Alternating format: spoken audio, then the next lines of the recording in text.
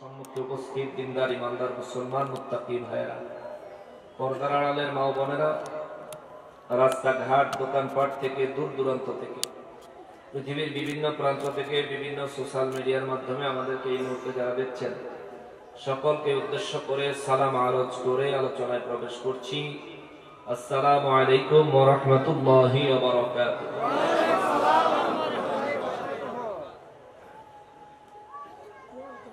সম্মানিত হাজরিন, বয়ান করার নিয়তে কালামে হাকিম থেকে সূরা আল আনআমের ৯৪, ৯৫, ৯৬ এবং ৯৭ নম্বর আয়াতে কারিমা তেলাওয়াত করেছি। ইচ্ছে আছে যতটুকু তেলাওয়াত করেছি ততটুকুর উপর তাফসীর শোনাবো। আল্লাহ পাক রব্বুল ইজ্জত যেন যেভাবে বয়ান করলে আমি নিজে এবং আপনারা সবাই সমস্ত মুসলিম উম্মাহ ঈমানের দিক থেকে মজবুতি অর্জন করতে পারে এবং আমলকে বৃদ্ধি করতে পারে, এমন তৌফিক আমাকে দান করুক এবং সব বুঝে তার উপর আমল করার তৌফিক আমাদের সবাইকে দান করুক। সবাই পড়ি আমিন। আমাকে যারা চিনেন আপনারা জানেন আমি একটু মেজাজি মানুষ। মেজাজ আবার অযথা জায়গায় দেখাই না, দরকারের সময় দেখাই। স্টেজে যদি আর কেউ উঠেন এখন উঠে আসেন, আর যদি স্টেজ থেকে নামার কেউ থাকেন এখন নেমে যান। বয়ানের মাঝখানে হুট করে কেউ উঠবেন না, বয়ানের মাঝখান দিয়ে কেউ নামবেন না। স্টেজে একজন দাঁড়ায় গেলে উঠলে নামলে সবার মনোযোগ নষ্ট হয়ে যায়। আর স্টেজে কোনো চা দিবেন না, কোনো পান দিবেন না। বড় জোর গেলে পানি একটু খাইতে পারে। সারা জীবনে তো চা পান খাইলেন বাসায়, আজকে মাহফিলের দিন উপলক্ষে এটা আল্লাহ এবং তার রাসূলের জন্য একটু কুরবানি দেন। আপনাদের মধ্যে যারা আছেন স্টেজে প্যান্ডেলে, শ্রোতাদের এরিয়ার ভিতরে, আপনাদের মধ্যে মাঝখান থেকে আধা ঘন্টা পরে উঠে যাওয়ার কেউ যদি থাকেন, আপনি একটু কষ্ট করে যে কোনো একটা সাইডে গিয়ে বসেন, যখন মন চাইবে চলে যাই। আমি একটু অন্যরকম, আমি মানুষের ডাইকাই না ওয়াজ শোনাই না, কারণ আমি যেটা বলি সেটা আল্লাহর কথা। এটা আমার জন্য যতটা দরকার আপনার জন্য তার চাইতে বেশি দরকার। বলবেন হুজুর আপনিও মানুষ আমরাও মানুষ, আপনার জন্য কম দরকার আমাদের জন্য বেশি দরকার কেন? না, আমার জন্য কম দরকার না, আপনার জন্য আমার চাইতে বেশি দরকার। এই কারণে আমি এই বিষয়টার উপরে ইতিপূর্বে পড়ালেখা করছি, এই বিষয়টার উপরে আমি ইলম হাসিল করার চেষ্টা করছি। আপনি এটা করেনই নাই, এই জন্য আমি মোটামুটি যা ইলম অর্জন করছি তা অনুযায়ী আমল করলেও আল্লাহর কাছে ধরা খাইতাম না। কিন্তু আপনি তো জানেনই না, আপনার জানাটা বেশি দরকার। এই জন্য বলছি আমার থেকে আপনার বেশি দরকার। আপনি যদি মনে করেন যে না হুজুররা কত রকমের কথাই কয়, একটা জিনিস বিশ্বাস করেন বাবা, হায়াত কখন ফুরিয়ে যাবে কারো কাছে সিগন্যাল নাই, তবে এক্ষুনি শেষ হয়ে যাইতে পারে এটার নিশ্চয়তা আছে। সেজন্য একটু মহব্বত সহকারে বসলে আমি আপনাদেরকে কিছুক্ষণ সময় কোরআন হাদিস শোনাবো। চট্টগ্রামে আসলে আমরা একটা যন্ত্রণায় থাকি, ওই ব্রাহ্মণবাড়িয়ার এদিকে গেলে আরেকটা যন্ত্রণায় থাকি। ব্রাহ্মণবাড়িয়ার সেদিকে গেলে দেখছো তারা শুধু গান শুনতে চায়, ওয়াজের ভিতরে গান শুনতে চায়। আর চট্টগ্রামে আসলে শ্রোতারা অধিক পরিমাণে নাতে রাসূল সাল্লাল্লাহু আলাইহি সাল্লাম শুনতে চায়। এটা অভ্যাসটা ভালো, কিন্তু ওয়াজের মজলিসে যদি আপনি ইলম হাসিল করার মতো কিছু কোরআন সুন্নাত থেকে কথা আপনার জ্ঞানে, আপনার ইলমে, আপনার বিবেকের সামনে আমি যদি তুলে ধরতে না পারি, তাহলে আমাকে দাওয়াত দিলেন বৃথা, আমি কষ্ট করে আইলামও বৃথা। কিছু তো হাসিল করতে হবে। এই জন্য আমি চেষ্টা করি কোরআন হাদিস শোনাইতে। ভালো লাগলেও এটাই শোনাই, ভালো না লাগলেও এটাই শোনাই, লোক থাকলেও এটাই শোনাই, লোক না থাকলেও এটাই শোনাই। আল্লাহ রাব্বুল ইজ্জাত আমাদের সবাইকে তাকওয়া সহকারে, আল্লাহর ভয় অন্তরে নিয়ে, নবীর মহব্বত নিয়ে ধৈর্য সহকারে অবস্থান করার তৌফিক দান করেন। সবাই পড়ি আমিন। সম্মানিত হাজিরিন, কুরআনুল কারীমের সিরিয়ালের 6 নম্বর সূরা হচ্ছে সূরা আল আনআম। আমি শুরু থেকে ধরে 93 নম্বর আয়াতে কারিমা পর্যন্ত বিভিন্ন মাহফিলে তেলাওয়াত করেছি, বিভিন্ন মাহফিলে বয়ানও করেছি। এই সূরার আয়াত সংখ্যা 165 খানা। এই সূরা মক্কা মুআজ্জামায় নাযিল হয়েছে। এই সূরাটা আমার নবীর উপরে একসাথে এক রাতে নাযিল হয়েছে। সুবহানাল্লাহ। এটা অনেক বড় সূরা। হাফেজি কোরআন শরীফে 7 পারায় আরম্ভ হয়েছে, 8 পারায় গিয়ে শেষ হয়েছে। নবীজি বলেন এর চাইতে আরো অনেক ছোট ছোট সূরা আছে যেগুলো আমি নবীর উপর কয়েকবারে নাজিল হয়েছে, কিন্তু এই সূরাটা আল্লাহ এক রাতে একসাথে আমি নবীর উপর নাজিল করেছেন। সুবহানাল্লাহ।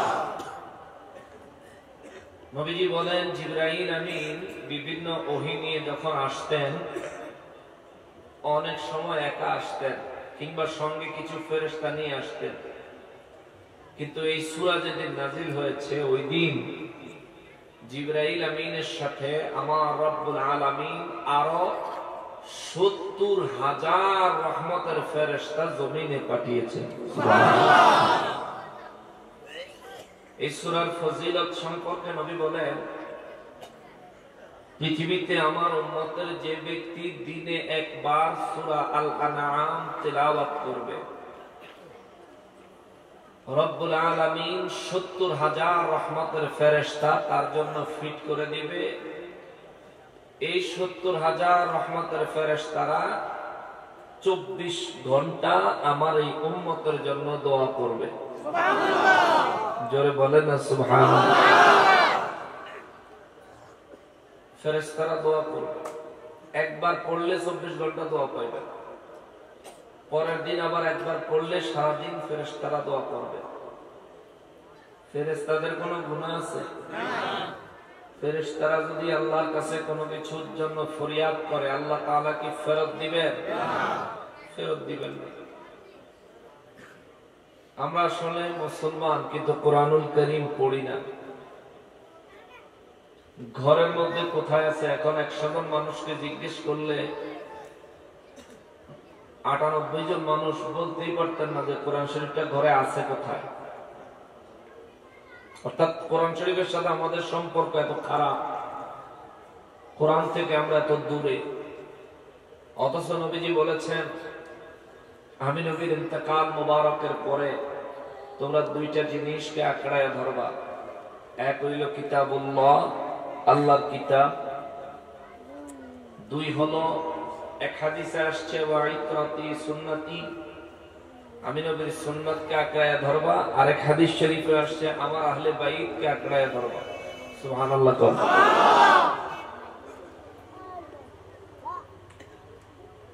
সুন্নাত এবং আহলে বাইত 2 কথা বলার কারণ হচ্ছে, সুন্নাত হচ্ছে থিওরিক্যাল আমল আর আহলে বাইত হচ্ছে প্র্যাকটিক্যাল সুন্নাত। জোরে কোন না সুবহানাল্লাহ। নবীজির প্রত্যেকটা সুন্নাতের উপর কিভাবে আমল করতে হবে এটা একেবারে হাতে কলমে যারা শিখিয়ে দিয়েছেন, দেখাইয়া দিয়েছেন, যাদের আদর্শে হাতে কলমে শিক্ষা পাওয়া যায় তারা হচ্ছেন আহলে বাইতের রাসূল। জোরে কোন না সুবহানাল্লাহ।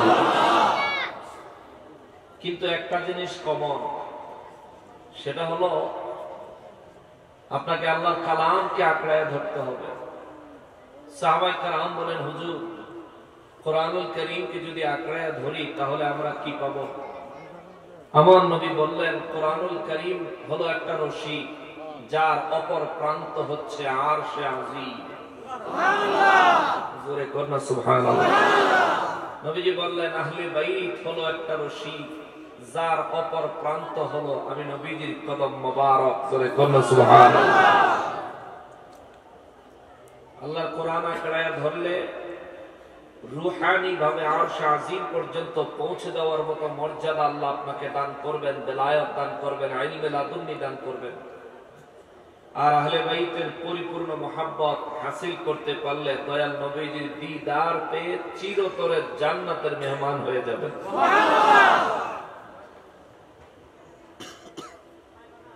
এইজন্য রব্বুল ইজ্জতের কালামে হাকিম থেকে তাফসীর শোনানো আরম্ভ করছি। আল্লাহ আমারে যতদিন হায়াতে বাঁচায় আমি তাফসীর শোনায় যাব। বাতিলেরা তাফসীরের নামে আহলে সুন্নাত ওয়াল জামাতের দিকে আঙ্গুল তুলে রাসূল পাক সাল্লাল্লাহু আলাইহি ওয়াসাল্লামের ইজ্জতে আঘাত করে কথা বলে বেড়ায়, ঠিক কিনা বলেন? এইজন্য চিন্তা করছি লোহাই কেবল লোহাকে কাটতে পারে। ওরা যেমন তাফসীর করে অপব্যাখ্যা করে, আমরা তাফসীর করে মানুষের সামনে কোরআনুল কারীমের সঠিক তথ্য জাতির সামনে তুলে ধরব। ইনশাআল্লাহুল আজিজ ঘরে ঘরে নবীর প্রেমিক পয়দা হবে, ঠিক কিনা বলে? সূরা আল আনআম, এতক্ষণ যে কথাগুলো বললাম এবার পরীক্ষা নেই। সূরা আল আনআমের আয়াত কয়টা? 165 টা। 165 এটা বললে যায় আবার দিবেন। 165 খানা আয়াতে কারিমার মধ্যে 94 নম্বর আয়াতে কারিমা থেকে আরম্ভ করছি আলোচনা। আল্লাহ রাব্বুল ইজ্জত বলেন বিসমিল্লাহির রহমানির রহিম ওয়ালাকাদ জিতুমুনা ফুরাদা কামা খালাকনাকুম আওয়ালা মাররা ওয়া তারাকতুম মা খাওয়ালনাকুম ওয়ারা'a যুহুরিকুম وما نرى معكم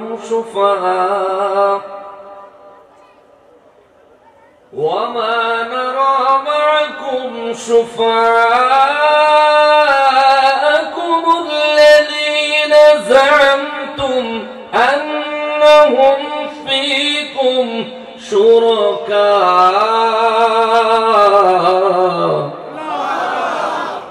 رب العالمين বলেন নবী গো ওগো রাহমাতুল লিল আলামিন, মক্কার কাফের বেঈমান সহ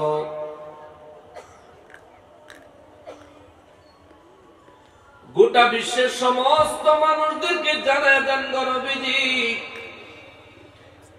ওয়ালাকাদ জিতুমুনা ফুরাদা কামা খালাকনাকুম আওয়ালা মাররা। হাসরের ময়দান যেদিন কায়েম হয়ে যাবে, রব্বুল আলামিন ওয়াজ করেন হুজুর আপনি জানায়া দেন, হাসরের ময়দান যেদিন কায়েম হয়ে যাবে গো নবীজি,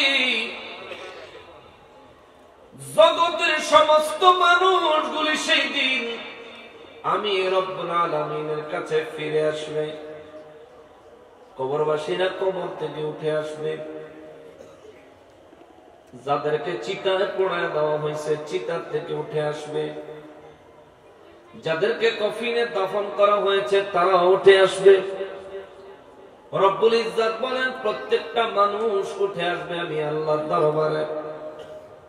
তবে দুনিয়ায় কোন মানুষ যদি এক জায়গায় জমায়েত হয়, মানুষের গায়ে বিভিন্ন রকমের পোশাক থাকে, কাপড় থাকে, হাসরের ময়দানে মানুষগুলো যখন আমি আল্লাহর দরবারে হাজির হবে গো নবীজি, কামা খালাকনাকুম আওয়ালা মাররা, মানুষগুলো মায়ের গর্ভ থেকে পৃথিবীতে আসার সময় যেভাবে কাপড় ছাড়া আগমন করেছিল, যেভাবে বিনা কাপড়ে মানুষ মায়ের গর্ভ থেকে জমিনে জন্মগ্রহণ করেছিল, আমার আল্লাহ বলেন জগতের মানুষগুলোরে জানায় দেন কিয়ামতের ময়দানে আমি রব্বুল ইজ্জতের দরবারে মানুষ দুনিয়ার সম্পত্তি দূরে থাক, সন্তানাদি দূরে থাক, দুনিয়ার ক্ষমতা পাওয়ার ভোগ বিলাস দূরে থাক, মানুষ শরীরের কাপড়টা পর্যন্ত নিয়ে আসতে পারবে না।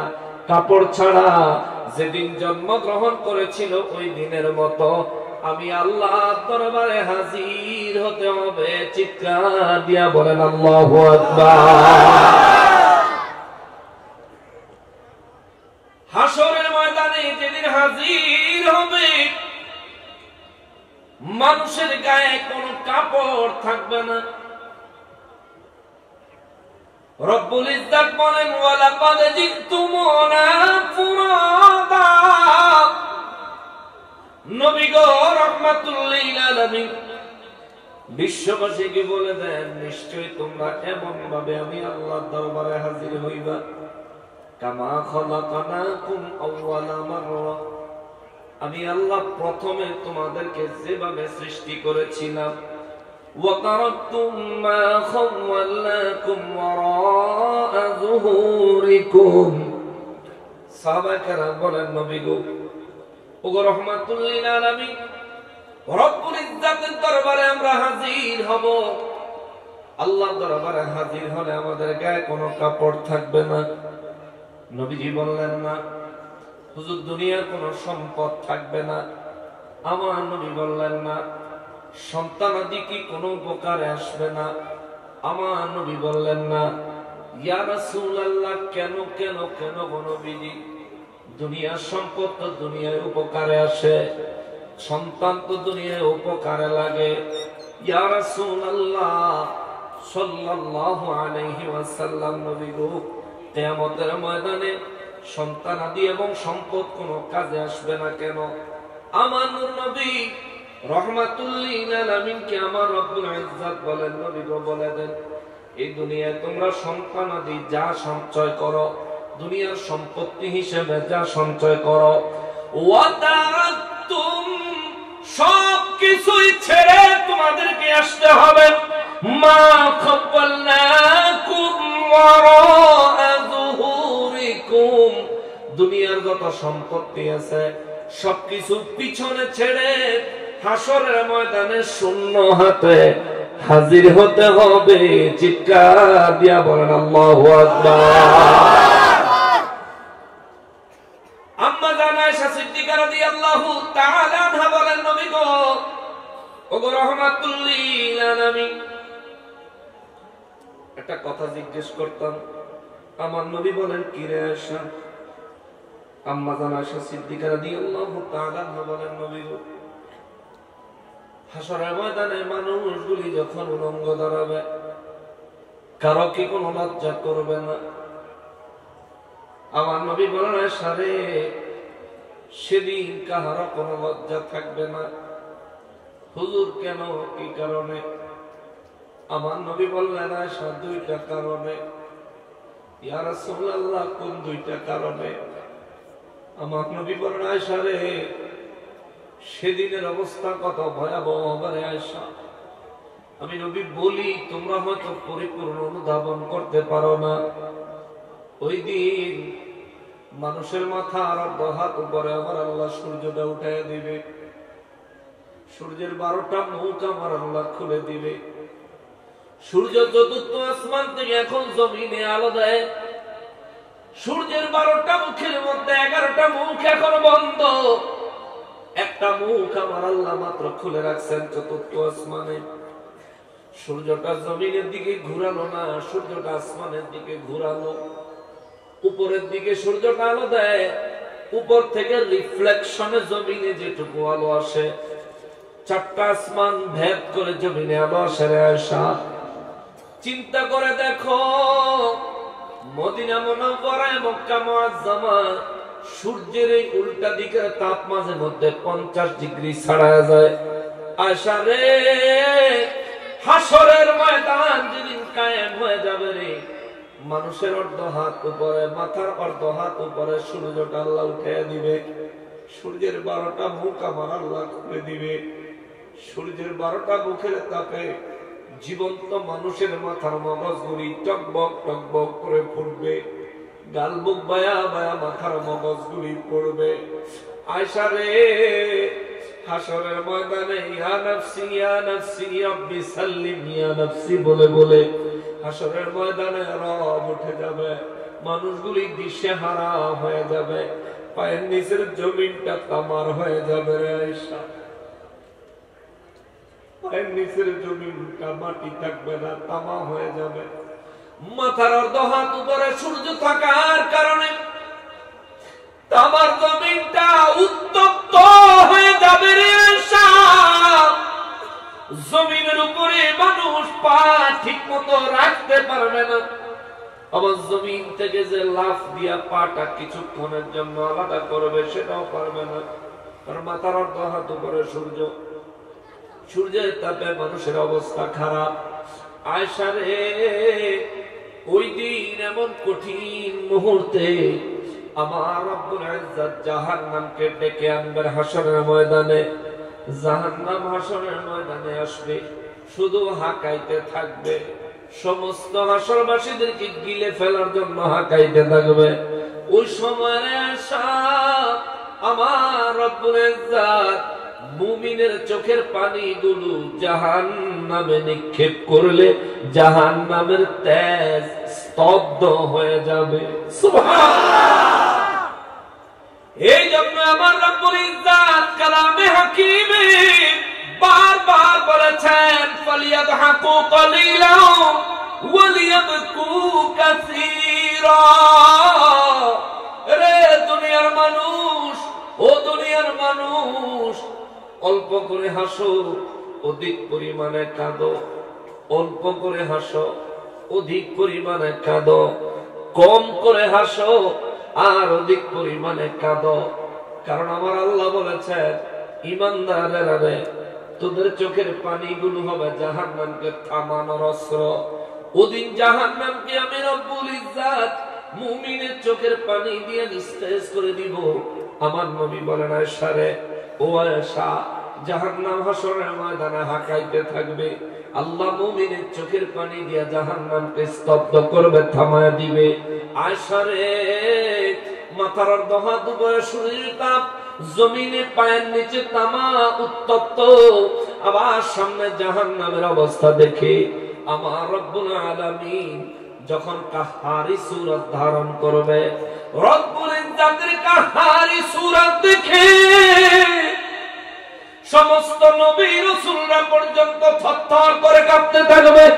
আমি নবী আরশে আজিমের ছায়ায় সিজদায় পড়ে থাকব, মানুষগুলো দিশেহারা হয়ে যাবে রে।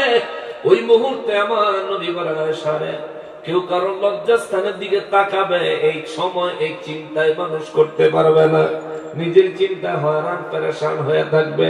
এরে সেটা এক নাম্বার কারণ। দুই নাম্বার কারণ হলো আমার রব্বুল ইজ্জত লজ্জাকে অত্যন্ত গুরুত্ব আরোপ করেছেন। আমি নবী বলেছি, আল হায়াউ শুবাতুম মিনাল ঈমান, লজ্জা হলো ঈমানের অঙ্গ। হাসরের ময়দানে আমার আল্লাহ কোন মানুষকে লজ্জা দেওয়ার জন্য তার শরীরের লজ্জাস্থান কারো সামনে স্পষ্ট করবেন না। প্রত্যেকের শরীরে লজ্জাস্থান থাকা সত্ত্বেও মানুষের চোখে আল্লাহ এমন একটা পর্দা ফালাইব, কেউ কাহারো লজ্জাস্থানের দিকে তাকাইলেও লজ্জাস্থান নজরে আসবে না। জোরে বলেন আল্লাহু আকবার। নজরেই আসবে না। রব্বুল ইজ্জত করেন, ওয়ালাকাদ জিতুমুনা ফুরাদা কামা খালাকনাকুম আউওয়ালা মাররা। আল্লাহু আকবার। রব্বুল আলামিন বলেন, নবী গো, ও রাহমাতুল লিল আলামিন, বিশ্ববাসীকে বলে দেন, আমার কাছে তোমাদেরকে আসাই লাগবে, তবে এমন ভাবে আসবা, দুনিয়ার সম্পদ সাথে আসবো না। আল্লাহ কথা কেন বললেন? আল্লাহ বলার কারণ হলো রব্বুল ইজ্জত বলতে চায়,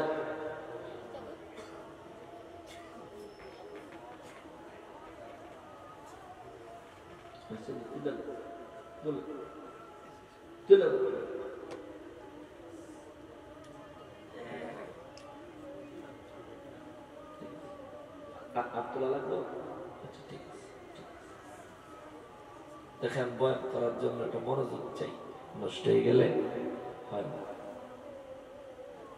অথবা মনে করেন যে হুজুরা 2-3 ঘন্টা ওয়াজ করে টিয়া লয়ে যায় 50,000 60,000 1 লাখ 1.5 লাখ 2 লাখ 30,000 20,000 আর টিয়া দেয় কুদুর কথা এটা কইছে বাবা আপনি 90-10 মিনিট কথা কইয়া দেখেন খুব হার্ড তার মধ্যে যে ক্যামেরা লাগায় রাখছে মিডিয়ারা একটা কথা এদিক থেকে হেদিক গেলে ক্যারিয়ার শেষ অত্যন্ত সতর্কতার সাথেও বলতে হয় আবার আমি একটা ভুল কথা বললে আপনাদেরও তো ইমানে আমলে পেছন হয়ে যাবো এই জন্য মনোযোগ বলার জন্য মনোযোগ চাই বুঝার জন্য মনোযোগ চাই সবাই মহব্বতে বলেন আল্লাহুম্মা সাল্লি আলা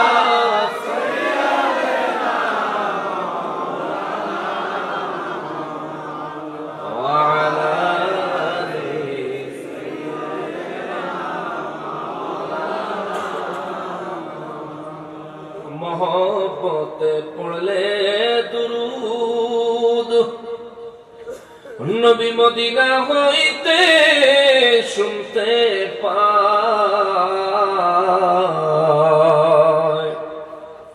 মহব্বতে পড়লে দুরূদ নবীজির দিদার পাওয়া যায় আল্লাহুম্মা সাল্লি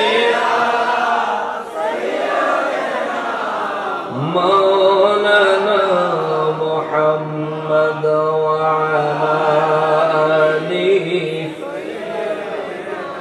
مولانا محمد সম্মানিত হাজিরিন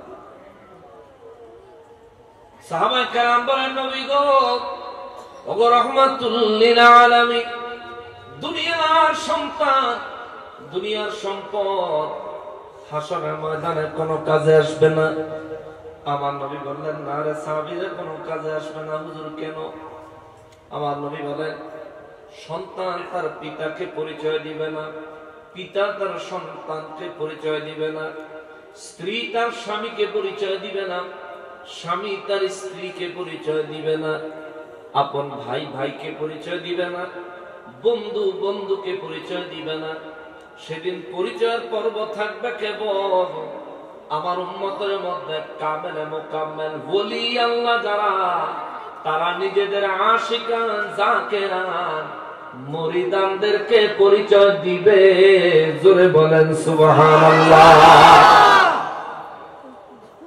সাহাবায়ে কিরাম বলেন নবী গো ওগো রাহমাতুল লিল আলামিন ওই হাসরের ময়দানে আউলিয়ায়ে কেরাম কিভাবে পরিচয় দিবে আর ওই ওলিদেরকে মানুষ কিভাবে চিনবে আমার নবী বলেন শোনো ওলি আল্লাহদেরকে আমার উম্মতের মধ্যে যারা ওলি খাজা গরিবে নওয়াজ গৌসুল আজম মেজবান্ডারি শাহ আমানত শাহ শাহ মখদুম শাহ শাহ মোহসেন আউলিয়া বাবা সহ শাহজালাল বাবা সহ বাংলার আনাসে কানাসে যত ওলি আল্লাহ আছে গোটা পৃথিবীতে যত আউলিয়া কেরাম আছে সমস্ত আউলিয়া কেরামের ব্যাপারে আমার নবী একটা মর্যাদার কথা বলেছেন নবী বলেন হাসরের ময়দানে সমস্ত ওলি আল্লাহদেরকে আমার আল্লাহ একটা নূরের মিম্বার দিবে সুবহানাল্লাহ কি দিবে নূরের মিম্বার মুর্শিদের মিম্বার দেখছেন নি এটা কি জমিনের সাথে লেভেল না উঁচা নবী রাহমাতুল লিল আলামিন বলেন সমস্ত আউলিয়া কিরামদেরকে আমার আল্লাহ নূরের মিম্বার দিবে ওলি আল্লাহদেরকে নূরের মিম্বারে ডেকে তাদেরকে নূরের মিম্বারে অবস্থান করানো হবে ওলি আল্লাহরা নূরের মিম্বারে যখন অবস্থান করবে আমার নবী বলেন তাদের চেহারাগুলো নূরে ঝলমল করতে থাকবে সুবহানাল্লাহ হাসরের ময়দানের যে কোন প্রান্ত থেকে নজর দিলে আমার উম্মতের ওলিদেরকে বিভিন্ন জায়গায় লাইটের মতো জ্বলতে দেখা যাবে সুবহানাল্লাহ নবী বলেন উম্মতরে এরে উম্মত সমস্ত নবীরা সমস্ত রাসূলরা এবং যুদ্ধের ময়দানে দ্বীনের জন্য শাহাদাত বরণকারী সমস্ত শহীদেরা আমার নবী বলেন এই তিন কিসিমের মানুষ হাসরের ময়দানে অত্যন্ত মর্যাদাবান হবে রে নবী বলেন এই তিন কিসিমের মানুষগুলো হাসরের ময়দানে তারা চতুর্দিকে, বাজারে গেলে আপনি মাছ ভালোটা কিনেন, এটা চিনেন, আলেম ওলামার ক্ষেত্রে এলে আপনার বালা হুজুর চিনেন না। বাজারে গেলে আপনি ভালো জিনিস কিনেন, কিন্তু নবীর ক্ষেত্রে আইলে আপনি আর ভালো বুঝেন না। আপনার হুজুর যেটা কইছে আপনি হেডের মধ্যে আছে। কেন ভাই? গোলামীর নাম তো ইসলাম, গাদ্দারির নাম ইসলাম। আবু জাহেল আবু বকর রাদিয়াল্লাহু তাআলা আনহুকে বলেছে, শুনছো তোমার নবী সত্যিকার অর্থে পাগল হয়ে গেছে। আবু বকর সিদ্দিক রাদিয়াল্লাহু তাআলা আনহু বললেন, আবু জাহেল সকাল সকাল কার কথা শুনাইতেছো তুমি? কি তো হইছে তোমার? তোমার নবী কয় কালকে রাইতে বেলে মক্কা শরীফ বাইতুল্লাহ শরীফ থেকে উনি নাকি মসজিদে আকসায় গেছে, যেখানে যাইতে লাগে 40 দিন, আইতে লাগে 40 দিন। মসজিদে আকসা থেকে বেলা 7 আসমান পাড়ি দিয়ে আল্লাহর কাছে দিয়ে আল্লাহর লগে দেখা করে আবার বেলা আইছে, মাঝখানে বেলা 27 বছর গেছে, আমরা বলে কইতাম পারি না। আবু বকর সিদ্দিক রাদিয়াল্লাহু তাআলা আনহু বললেন, আবু জাহেল আজেবাজে কথা কোনার জায়গা পাও না তুমি? তুমি খালি আমারে টার্গেট করে এসে আমার রাসূলের সামনে আঘাত করে কথা বলো কেন? আরে আবু বকর তোমার বিশ্বাস হয় না? কেমনে বিশ্বাস হয়? তোমার এই কথা কইছে কে? তোমার নবী বলছে। এক কথায় জবাব দিছে, কাফেরের মুখে শুনে আমার নবী যেহেতু বলেছেন সত্য বলেছে। এক কথায় আমার নবী যেহেতু বলছে সত্য বলছে, যাচাই বাছাই করে। এটাকে বলে প্রেম, এটাকে বলে ভালোবাসা, এটাকে বলে নবীর উম্মত, নবীর জন্য আত্মত্যাগ দেওয়ার জন্য প্রস্তুত। ঠিক কিনা বলেন? আর আপনি নবীর উম্মত হইছেন, নবী যদি দাঁড়ায় একটু সালাম দিবেন নবীর মহব্বতে, আপনার না না না এটি বেদাত। দলিল নাই, দলিল দেন, কোরআনের দেন, হাদিসের দেন। আরে ভাই আপনারে কে ট্যাবলেট খাওয়াই দিছে? কোরআন শরীফের যদি মিলাদে কিয়ামের দলিল দেই তো মিলাদে কিয়াম করার বড় হয়ে যাবে। ঠিক কিনা বলেন? যদি হাদিস শরীফ থেকে ডাইরেক্ট নির্দেশনার দলিল বের করে দেয় তাহলে তো মিলাদে কিয়াম করার ওয়াজিব হইল না, সুন্নাতে মুআক্কাদা হয়ে যাবে। ফরজ ওয়াজিব সুন্নাতে মুআক্কাদা বুঝার ক্ষমতা নাই, একটা বুঝছেন বেদাত, এই এক বুঝছি বেদাত।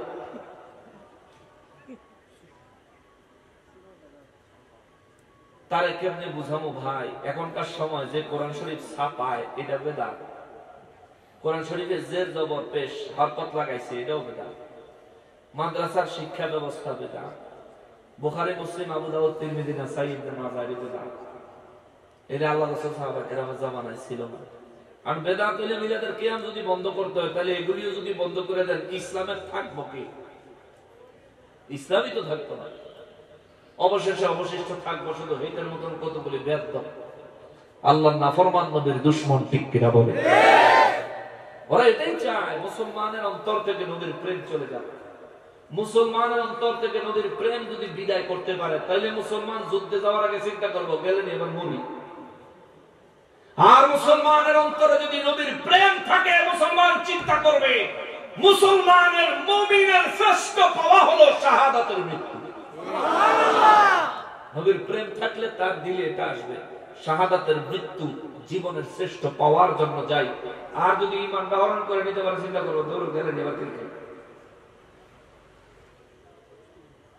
313 জনের মোকাবেলায় 1000 কাফের 313 জনের মোকাবেলায় পরাজয় বরণ করেছিল। কারণ কি? 313 জনের শক্তি জনবল ছিল না, ঈমানের বল ছিল। সুবহানাল্লাহ। 10,000-এর বিরুদ্ধে 1000 যুদ্ধ করে বিজয় অর্জন করেছে। মুসলমানের জনবল সম্পদ ছিল না, তাদের মূল সম্পদ ছিল ঈমানী শক্তি। এটা মজবুত করে।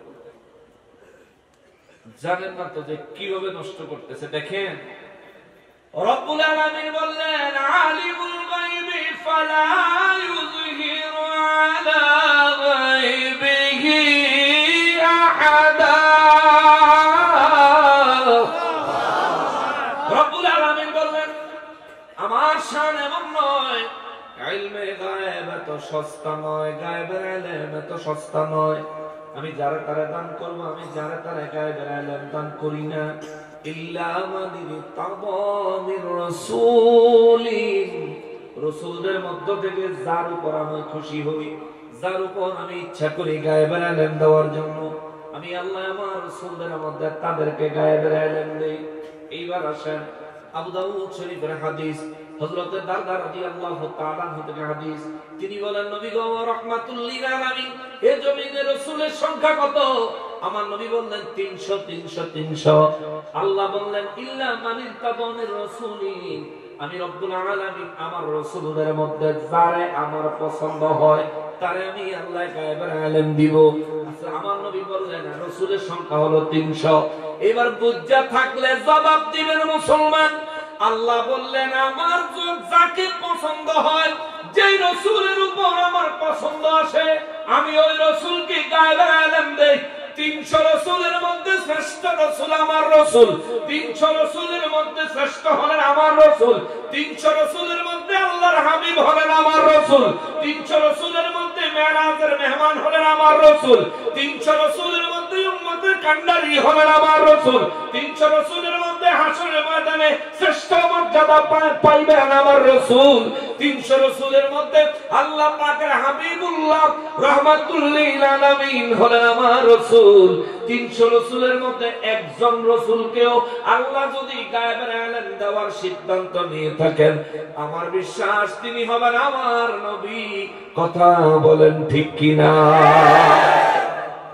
একজনকে যদি দিয়ে থাকেন তিনি আমার নবী। কারণ আল্লাহ বলছে আমি দেই, কারে দেই? ইল্লা মান ইরতাদা মির রাসূলিন, আমার পছন্দের রাসূলকে আমি দেই। রাসূলদের মধ্যে আমার মনোনীত রাসূলদেরকে আমি দেই।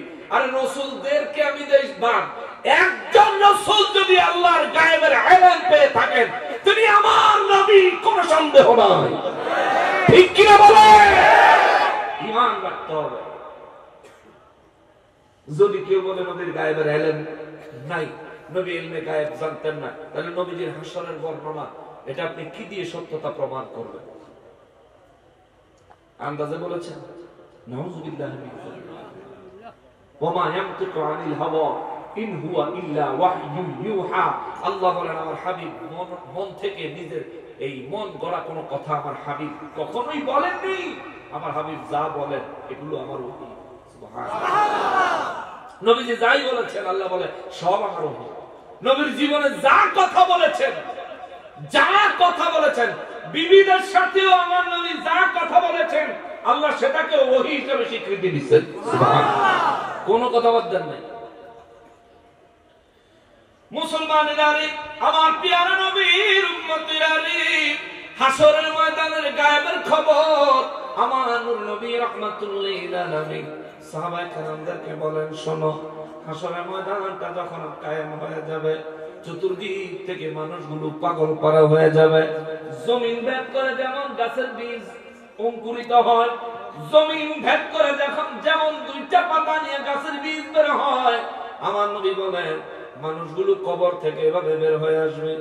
নেককারগণ কবর থেকে বের হলে দেখবে তার কবরের পারে ফেরেশতারা পালকি নিয়ে দাঁড়িয়ে আছে। জোরে বলেন সুবহানাল্লাহ। এমন কিছু কইরা যায় কবরে পালকি আসবে, এমন কিছু কইরা যায় হাসরের ময়দানে আগায় নেওয়ার জন্য, মহব্বত কইরা বন্ধু হইয়া ফেরেশতারা আসবে। এমন কাজ কইরা যায় মুসলমান, গুনাহের কাজ করিয়েন না রে বাবা, গুনাহের কাজ করিয়েন না। অনেক বেশি নেক আমল করেন, এই ওয়াজ আমি করব না, শুধু একটা ওয়াজ করি বাবা গুনাহ কইরো না, শুধু একটা ওয়াজ করি বাবা গুনাহ কইরো না।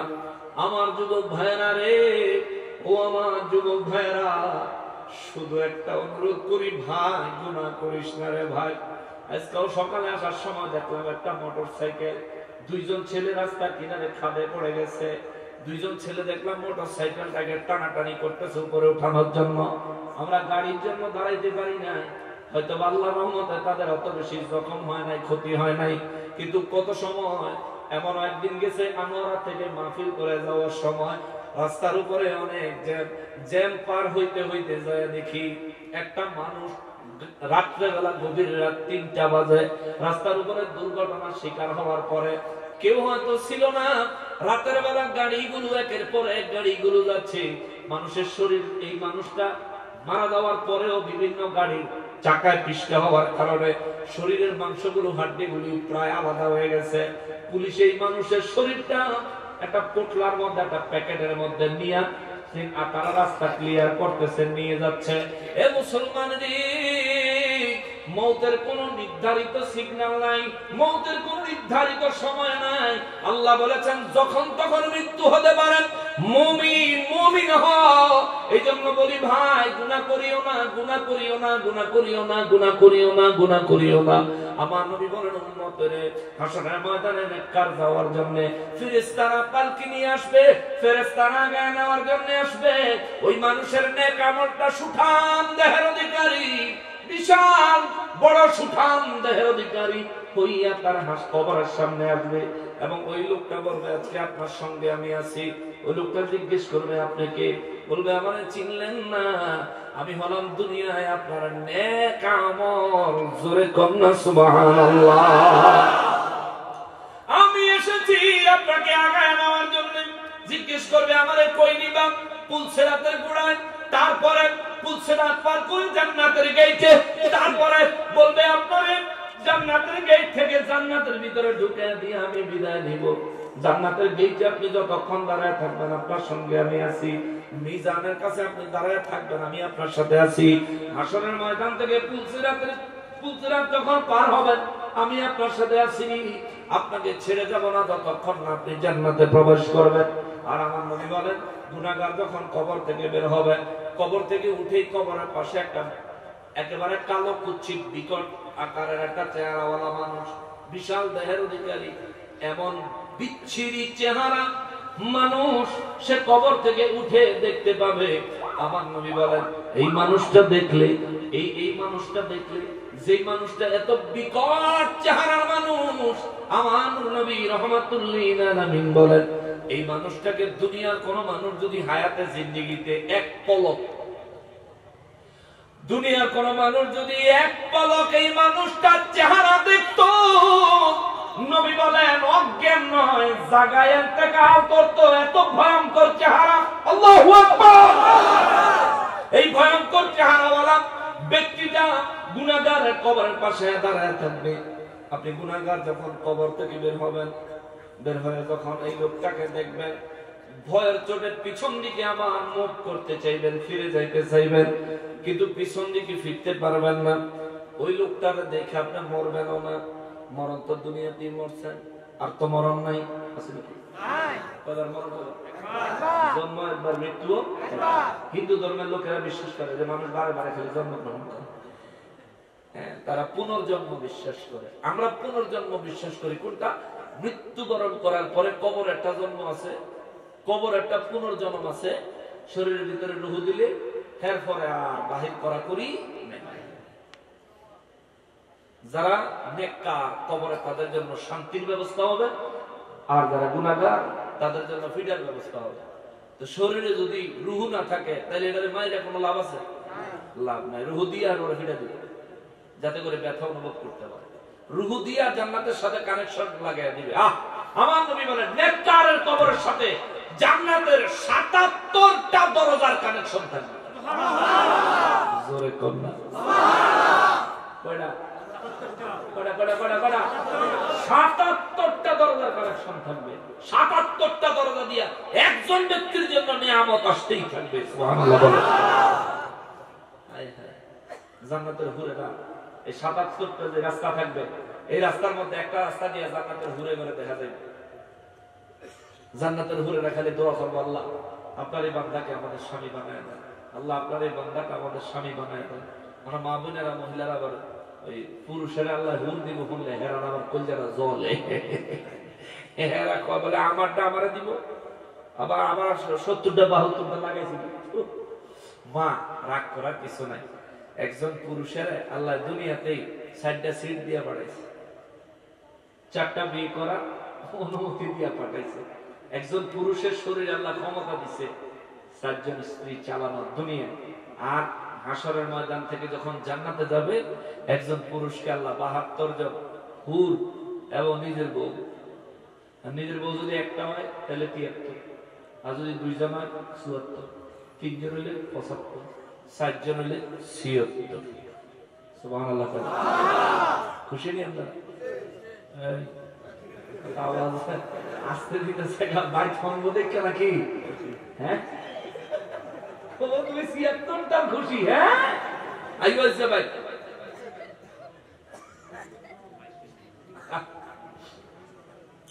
মাইল চলার কিছু নাই মা, এখানে আর আগ্রহের লাভ নেই। আপনারাও আল্লাহ দিব। আপনি যদি জান্নাত দুনিয়াতে আপনি স্বামীর খেদমত করেন, দুনিয়াতে শ্বশুর শাশুড়ি শ্বশুর বাড়িতে সবাই আপনারা অন্য চোখে দেখে, কিন্তু জান্নাতের ভিতরে আল্লাহ তাআলা এই আপনি যদি একা হন কিংবা আপনার স্বামীর যদি আরো বউ থাকে, অর্থাৎ আপনারা যদি ৪ বোন থাকেন, ৪ জন স্ত্রী যদি আপনার স্বামী থাকেন, আপনারা ৪ জন হইবেন ৭২ জনের নেতা। সুবহানাল্লাহ। ৭২ জনের নেত্রী আল্লাহ আপনাকে ঘরে বানায় দিবেন। আর আপনি যদি একা হন তাহলে তো কোনো কথাই নাই, খালি আঙ্গুলের উপরে নাচাইবেন ৭২ জনের। মহিলারা বউ থাকতে আশা করে শাশুড়িরা যদি ভালো ব্যবহার করতো, আর শাশুড়ি হলে চিন্তা বউ গোফরে নির্যাতন চালায়া যায়। এই হচ্ছে বর্তমান সমাজের অবস্থা। নিজে যখন বউ থাকে তখন চিন্তা করে শাশুড়ি যদি ভালো হইতো, আর নিজে যখন শাশুড়ি হয় তখন চিন্তা করে বউ যদি ভালো হইতো। এটা তো দুর্ভাগ্যজনক, বুঝে না। একটা বউ, ছেলের বউ নতুন করে একটা বাড়িতে আসলে সেখানে অ্যাডজাস্ট হইতে তার একটু টাইম লাগবে, একটু সময় দিতে হবে। যখন সে আপনাদের সবকিছু বুঝে ফেলবে, অ্যাডজাস্ট হয়ে যাবে। নিজের সন্তান, নিজের মেয়েকে যেভাবে দেখতেন আপনার ছেলের বউকে এভাবে দেখবেন, দেখবেন মহব্বত বজায় থাকবে, মহব্বত বজায় থাকবে। মাঝে মধ্যে বউর মাথা শাশুড়ি তেল দিয়ে দিবেন, মাঝে মধ্যে শাশুড়ির মাথা বউ তেল দিয়ে দিবেন। মাথাটা সুন্দর করে আশ্রয় মাঝখান দিয়ে হিতে করে দিবা, মাথার পিছনে চুলটারে সুন্দর করে খোপা টোপা বাইন্দা একদম হাতে পায়ে সুন্দর করে তেল তেল মালিশ করে শাশুড়িকে খুশি করে নেবেন। ছেলের বউরা, আশেপাশে যারা আমার মা বোনেরা শুনছেন, আপনাদেরকে বলি, আন্তরিকতা বৃদ্ধির জন্য খালি শাশুড়ি করে না কা এই আশা থাকেন না, আবার শাশুড়িদেরকে বলি খালি বউ করে না কা এই আশা থাকেন না। এই একজন আরেকজনকে স্যাক্রিফাইস, কম্প্রোমাইজ করবেন, দেখবেন ইনশাআল্লাহ সংসারের মধ্যে শান্তি, রহমত, বরকত ঢেলে দিবেন কে? আল্লাহ। অতএব হিংসা বিদ্বেষে কখনো শান্তি আসে না। হিংসুক শরীরের স্বাস্থ্যটা পর্যন্ত মোটা হয় না। বিশেষ করে যে হিংসুক, হ্যাঁ, শরীরের স্বাস্থ্যটা পর্যন্ত বাড়ে না। হিংসার ঠেলায় স্বাস্থ্যটাও জিম্মা থাকে, আবার সব শুকনা মানুষ আবার হিংসুক না। মানে যারা হিংসুক, প্রত্যেকটা হিংসুকই এই লিখিকা থাকে, ভুগ না। কারণ অন্যের সুখে আপনি যে ভালো আছেন, এই যন্ত্রণায় হেঁটে শেষ, জল্লা শেষ। অথচ না আপনি কিছু তারা বলতেছেন, না তার কোনো ক্ষতি করতেছেন, না তার সঙ্গে কোনো খারাপ ব্যবহার করতেছেন, আপনার সুখ দেখে আপনি জল্লা শেষ। এই জন্য হিংসুকের শরীর স্বাস্থ্যটা পর্যন্ত হয় না। আর মা বোনদেরকে বলি, সংসারে শান্তি, রহমত, বরকত বজায় রাখার জন্য মহিলাদের ভূমিকা অপরিসীম।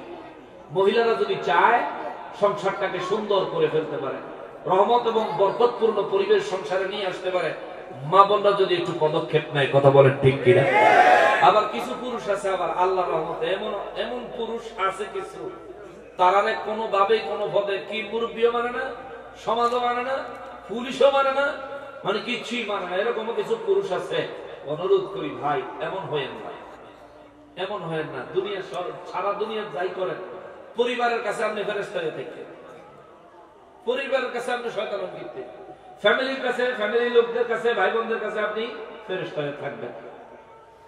এরপরে দুনিয়া বলে যে আপনি পাপ করবেন, এটাও আমি বলি না। আমি একটা ওয়াজ করছি, ভাই যাই করেন গুনাহের কাজ করেন না। আপনি সারাদিন মসজিদে পড়ে থেকে ইল্লাল্লাহ জিকির করেন, সারাদিন মসজিদে পড়ে থেকে নামাজ কালাম পড়েন, আমি এটা বলবো না। আমি আপনাকে বলবো এটাই, ফরজ, ওয়াজিব, সুন্নতে মুআক্কাদা আমল ঠিকমতো করার পর আপনি শুধু গুনাহ করেন না। নবী বলছেন, আখলিস দীনাকা ইয়াকফিকাল আমালুল কলিল, তোমার ঈমানটাকে খাঁটি করো, আমল যদি অল্প হয় নাজাতের জন্য যথেষ্ট হয়ে যাবে। সুবহানাল্লাহ। এই জন্য আমার নূর নবী রাহমাতুল লিল আলামিন বলেন, উম্মতেরা রে উম্মত, গুনাহগার যখন কবর থেকে বাহির হবে, তার কবরের পরে তারে আগায় নেওয়ার জন্য একটা লোক আসবে। এই লোকটার শরীরটা অত্যন্ত কুৎসিত কালো, তার চেহারাটা অত্যন্ত বিকট ভয়ঙ্কর। দুনিয়ার কোন মানুষ যদি ওই ব্যক্তির চেহারাটা এক পলক যদি দেখতো, যে দেখতো সে জায়গায় মারা যাইতো, এত ভয়ঙ্কর চেহারা তার। আমার নবী বলেন, যে ব্যক্তি কবর থেকে উঠে এমন ভয়ঙ্কর লোকটাকে দেখতে পাবে, এই লোকটা ভয়ে, সেদিন তো আর মৃত্যু নাই, ভয়ের জন্য লোকটা বলবে সফকান সফকান, দূর হ দূর হ, এই কে তুমি, কে তুমি, দূর হও দূর হও, দূর হয়ে যাও, মান্নান তাকে তুমি, সফকান সফকান, দূর হও দূর হও। ওই লোকটা বলবে, আমারে দূর হইতে বলো, তুমি বুঝি আমারে চিনো না? বলবো না, এরকম কোন মানুষ আমি চিনি না, এত বিকট, এত উদ্ভট, এত কুৎসিত মানুষ বলতে আমি কাউকে আমি চিনি না। তখন ওই লোকটা ডাইকা বলবে, ভালো কইরা তাকায়া দেখো, আমি হলাম দুনিয়ায় তুমি যে সমস্ত গুনাহ করেছিলে, আমি হলাম তোমার পাপ। চিৎকার দিয়া বলেন নাউজুবিল্লাহ। আপনি যদি গুনাহগার হন, ওই লোকটাকে বলবেন, দুনিয়ার পাপ হইলে তুই আর নয় সৎকার দূর, বলবেন দুনিয়ার হায়াতে জিন্দেগি আমি পাপ কইরা তুমি কাটাইছো, আমি পাপের উপর সওয়ার হয়ে হায়াতে জিন্দেগি তুমি পার করেছো। আমি পাপের উপর সওয়ার করে হায়াতে জিন্দেগি তুমি পার করেছো। আজকে আসরের ময়দানে আমি প্রতিশোধ নিতে আইছি। কি প্রতিশোধ নিবা? প্রতিশোধ হইল দুনিয়ার হায়াতে জিন্দেগি যে তুমি আমার পিঠে সওয়ার হয়ে হায়াতে জিন্দেগি পার করেছো, আজকে কবরের পারের থেকে হাসরের ময়দানে আমি পাপ তোমার পিঠের উপর সওয়ার হব, তুমি আমারে নিয়ে যাইবা। নাউযুবিল্লাহ। নবীজি রাহমাতুল লিল আলামিন বলেন, সাহাবীরা রে, ওই দিন মানা করার কোনো সুযোগ নাই, পারবো না বলার কোনো সুযোগ নাই, অস্বীকৃতি দেওয়ার কোনো সুযোগ নাই। আমার নবী বলেন, এই মানুষটার কাঁধে জোর করে ওই পাপটা চড়ে বসবে, এটা তো ভারী হবে রে, এত ওজন হবে রে। এই ভারী বোঝাটা তার ঘাড়ের উপর ওঠার পরে তার শরীরের হাড্ডিগুলো টাস টাস করে ফেটে যাবে, তবুও তার যে কোনো ভাবেই হোক তার এই পাপকে ঘাড়ের উপরে লইয়া এই ব্যক্তি হাসরের ময়দানে হাজির হতে হবে। এমন অবস্থায় আমার নবী বলেন, সমস্ত মানুষগুলো দিশারা পাগল পারা, আদম নবীর কাছে মানুষ যাবে, আল্লাহকে বলেন না বিচারটা আরম্ভ করুক, যদি জাহান্নামে দিতে চায় দিয়া দেখ। সূর্যের আলো তাপে মাথার মগজ ফুটে যাচ্ছে, সহ্য হয় না, কষ্ট সইতে পারি না। এরপরে আবার বলবে, আল্লাহকে বলেন না বিচার আরম্ভ করতে, পায়ের নিচে তামার জমিন গরম, আর সহ্য হয় না, পাও ঠান্ডা জায়গা রাখার মতো কোনো ঠান্ডা জায়গা পাই না। এই বলে সবাই চিৎকার দিলেন। আমার নবী বলেন, আদম নবী বলবেন, না রে না রে, আমার সন্তানেরা না, আমি পারবো না, আমি এই কাজের জন্য উপযুক্ত না। তোমরা পরবর্তী একজন নবীকে দেখায় দিবেন। হাদিস শরীফ আসছে, হয়তো মুসা নবীকে দেখায় দিবেন, মুসা নবী আবার ইব্রাহিম নবীরে দেখায় দিবেন, ইব্রাহিম নবী আবার ঈসা নবীরে দেখায় দিবেন, ঈসা নবী যায় আমার নবী রহমাতুল লিল আলামিনকে দেখায় দিবেন। চিৎকার দিয়া কোন সুবহানাল্লাহ। এ মুসলমান, রওজানের মুসলমানেরা রে, হাসরের ময়দানে মাথার উপর হাত উপরে সূর্য থাকবে, সূর্যের তাপে মানুষের মাথার মগজ টকবক করে ফুটতে থাকবে।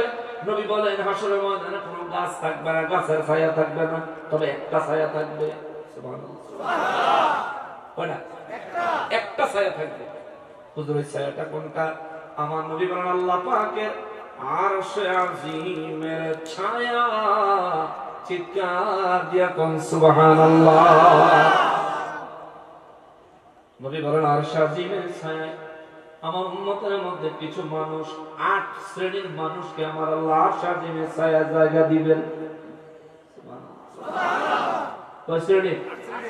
তার মধ্যে আমার যুবক ভাইদের একটা কথা কই, যে যুবক ফজরের নামাজ আদায় করার পরে জোহরের নামাজ আদায় করবে, এই চিন্তা করে নিজের মনটা মসজিদে রেখে দেহটা নিয়ে মসজিদ থেকে বের হয়ে যায়, আমার নবী বলেন, এই যুবকটাকে আমার আল্লাহ কিয়ামতের ময়দানে আরশ আজিমের ছায়ায় জায়গা দিবে। যে যুবক কোন সম্ভ্রান্ত সুন্দরী নারীর সাথে জিনা করা, এটারে এখনকার সময় তো ইংরেজি হইছে ডেটিং করা, হ্যাঁ, আবার আরো সুন্দর ওই ইয়ার থেকে ওয়েস্টার্ন আমেরিকার থেকে একটা শব্দ হয়েছে লিভ টুগেদার। এটা কিন্তু খ্রিস্টানদের থেকে আমেরিকা বিধর্মীদের থেকে আমাদের দেশে এটা পার্সেল হয়ে আসছে লিভ টুগেদার। এই লিভ টুগেদার কিংবা ডেটিং কিংবা কোন সুন্দরী রমণী তোমার সাথে জিনা করার প্রস্তাব দেওয়া সত্ত্বেও তুমি যদি আল্লাহর ভয়ে সেই জিনাটা না করো, যদি বলো আমি আল্লাহকে ভয় করি, আমি জিনা করব না, প্রয়োজন হলে বিয়ে করব, তুমি আমার বউ হও, আমি তোমাকে স্ত্রী হিসেবে মর্যাদা দিব, হালাল ভাবে সম্পর্ক হবে, হারামে নাই, আল্লাহকে ভয় করি। নবী বলেন যে ব্যক্তি আল্লাহর ভয়ে সুন্দরী সম্ভ্রান্ত পরিবারের মেয়ে জিনার প্রস্তাবকে প্রত্যাখ্যান করলো, আল্লাহ ওই ব্যক্তিকে আরশ আজিমের ছায়ায় জায়গা দিবেন। কোন দিন? যেদিন ইয়াউমা লা জিল্লা ইল্লা জিল্লুহু, যেদিন আরশ আজিমের ছায়া ছাড়া আর কোন ছায়া থাকবে না। আর আরশ আজিমের ছায়ায় যারা জায়গা পাবে তারাই আমার নবীজির সবচেয়ে কাছে থাকবে। সুবহানাল্লাহ।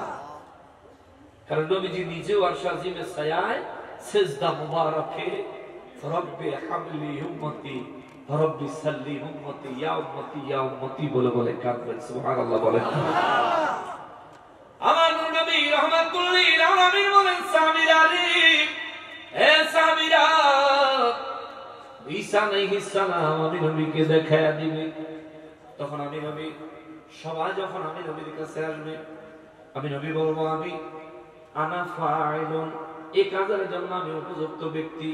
আসো, আল্লাহ রাব্বুল ইজ্জাতের দরবারে অনুমতি চাইবেন বিচারের। আল্লাহ রাব্বুল ইজ্জাত বিচার করা আরম্ভ করবেন। আমার নবীজি সিজদা মুবারকে পড়ে যাবেন, রব্বি হাবলি উম্মতি, বিচার তো আরম্ভ করছেন আল্লাহ।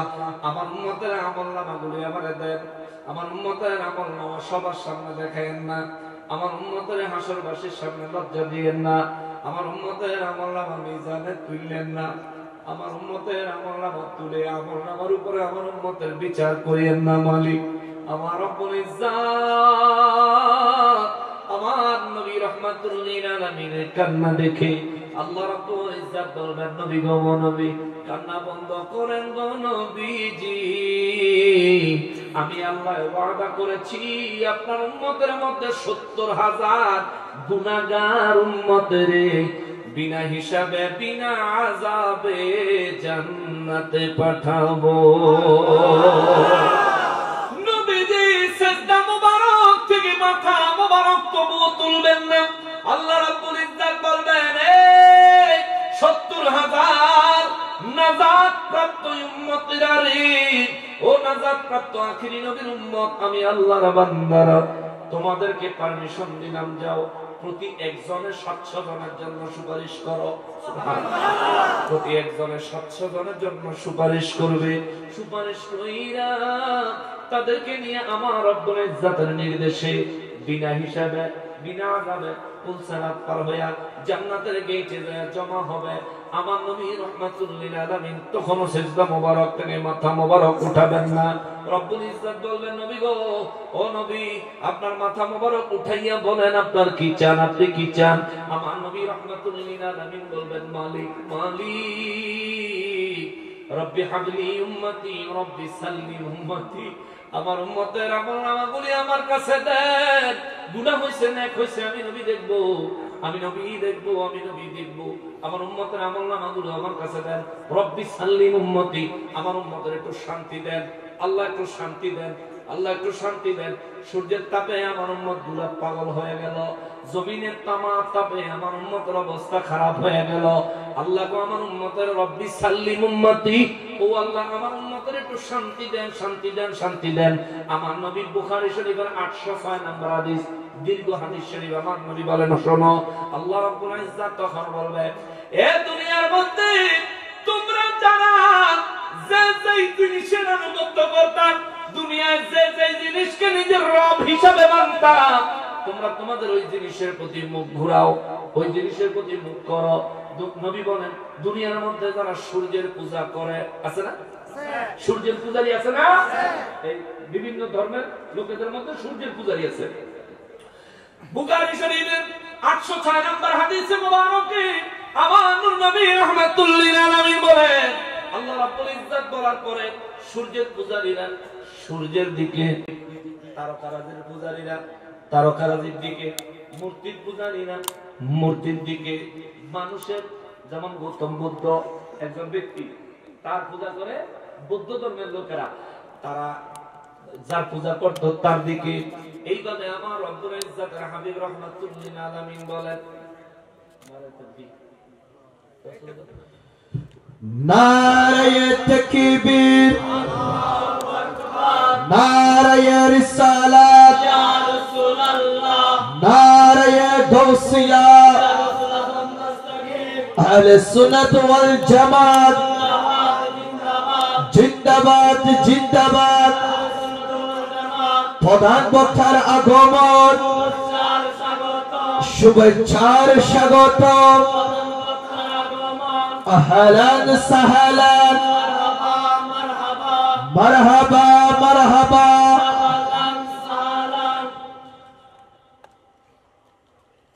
আমি হাদিস শুরু করছিলাম, সেদিকে আর যাবো না, আমার ভাই চলে আসছেন। যেহেতু আলোচক চলে আসছেন, আমরা একজন আরেকজনকে সম্মান করা এটা আমাদের দায়িত্ব। উনি সুন্দর করে ঘোষণা দিছে, আমি বাধা দিই নাই। আমি আপনাদের কাছ থেকে বিদায় নিচ্ছি, সবাই দোয়া করবেন খাস করে। আর আজকে বয়ান করার যেরকম খেয়াল ছিল ওরকম হয় নাই, যেরকম আল্লাহ তাআলা আপনাদের জন্য কবুল করছেন এমনই হয়েছে। তার মধ্যে আমাদের মধ্যেও কিছু বিষয় ছিল, এগুলো আসলে অসতর্কতা। এই বিষয়গুলো সামনের দিকে খেয়াল রাখবেন। যে কোনো আলোচক ভাই বসতেছে, এই উনি বসলে মানে ডিস্টার্ব করেন না, ডিস্টার্ব ফ্রি। ওনারে 1.5 ঘন্টা 2 ঘন্টা সময় দিবেন, দেখবেন যে কোনো আলেমই হোক ডিস্টার্ব ফ্রি হলে সুন্দর করে আপনাদের সামনে আলোচনা পেশ করবেন। তা আমি আপনাদের কাছে দোয়া চাই। আল্লাহর দমন দিছি, হ্যাঁ তার উপস্থাপনা অত্যন্ত সুন্দর বলতেছিল, সে বলতেছিল অসমাপ্ত বক্তব্য শেষ করার জন্য। তো যাই হোক, আমি আর অসমাপ্ত বক্তব্য সামনে নিয়ে যাব না, আমি দোয়া চাই। এবং ভবিষ্যতে ইনশাআল্লাহুল আজিজ আপনাদের সাথে যদি দেখা হয়, নিজেকে যদি থাকে, ইনশাআল্লাহ কথা হবে। ওয়া তাওফিক ইল্লা বিল্লাহ। নূরে বাংলা ভাই আসলে এমনিতেই মানসিকভাবে একটু বিধ্বস্ত, কারণ উনি ওনার ভগ্নিপতি মারা গেছেন, ইন্না লিল্লাহি ওয়া ইন্না ইলাইহি রাজিউন। সেখানে দাফন কাফন শেষ করে এই দুঃখ ভারাক্রান্ত মন নিয়ে আপনাদের মাঝে এসে উপস্থিত হয়েছেন, এটা অত্যন্ত বড় আন্তরিকতার ব্যাপার। আমাদের মধ্যে অনেকেই আছে, সামান্য কিছু ইস্যু হইলেও অনেক সময় প্রোগ্রামে উপস্থিত হয় না, কিন্তু সব সাইডাও ভাই এসে উপস্থিত হয়েছে। ভাইকে ধন্যবাদ। আমার জন্য ভাইয়ের কাছে দোয়ার দরখাস্ত, আর তার কাছেও দোয়ার দরখাস্ত, আপনাদের কাছেও দোয়ার দরখাস্ত। আমার জন্য দোয়া করবেন না? আওয়াজ দুর্বল, দোয়া করবেন না? সত্যি সত্যি? তাহলে একটা টেস্ট করি। রেডি? রেডি? আসসালামু আলাইকুম ওয়া রাহমাতুল্লাহি ওয়া বারাকাতুহু। আলহামদুলিল্লাহ, আল্লাহ তাআলা সবাইকে হায়াতে তাইয়্যিবা দান করুক, এই মাহফিল কবুল ও মঞ্জুর করুক, প্রতি বছর কিয়ামত পর্যন্ত আল্লাহ কায়েম ও দায়েম রাখুক। আমিন সুম্মা আমিন ইয়া রাব্বাল আলামিন। আলহামদুলিল্লাহি রাব্বিল আলামিন।